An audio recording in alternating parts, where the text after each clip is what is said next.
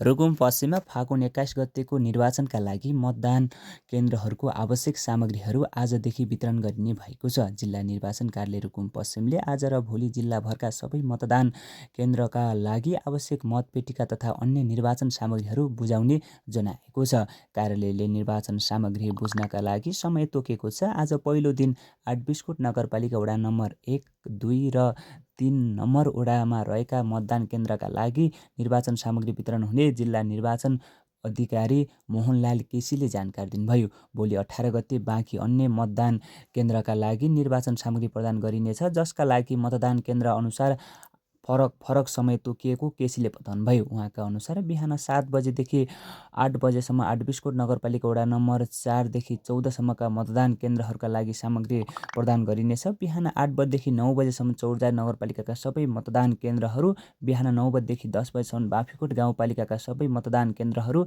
बिहान 10 बजेदेखि 11 बजेसम्म सानीभेरी गाउँपालिकाका सबै मतदान केन्द्रहरू र बिहान 11 बजेदेखि मध्याह्न 12 बजेसम्म त्रिवेणी गाउँपालिकाका सबै मतदान केन्द्रका लागि वितरण गरिनेछ। त्यस्तै मुसिकोट नगरपालिकाका सबै मतदान केन्द्रहरूका लागि मध्याह्न 12 बजेदेखि दिउँसो 1 बजेसम्म निर्वाचन सामग्री प्रदान गरिने जिल्ला निर्वाचन अधिकारी केसीले जानकारी गराउनुभयो। तोकिएको समयमा कार्यालयमा पुगी मतपेटिका तथा सबै निर्वाचन सामग्री बुझ्न उहाँले सबै मतदान अधिकारीहरूलाई आग्रह गर्नुभयो। सबै एकैपटक निर्वाचन सामग्री वितरण गर्दा असहज हुने भएकाले समय तोकेर निर्वाचन सामग्री वितरणको व्यवस्था मिलाइएको जिल्ला निर्वाचन कार्यालय रुकुम पश्चिमले जनाएको छ।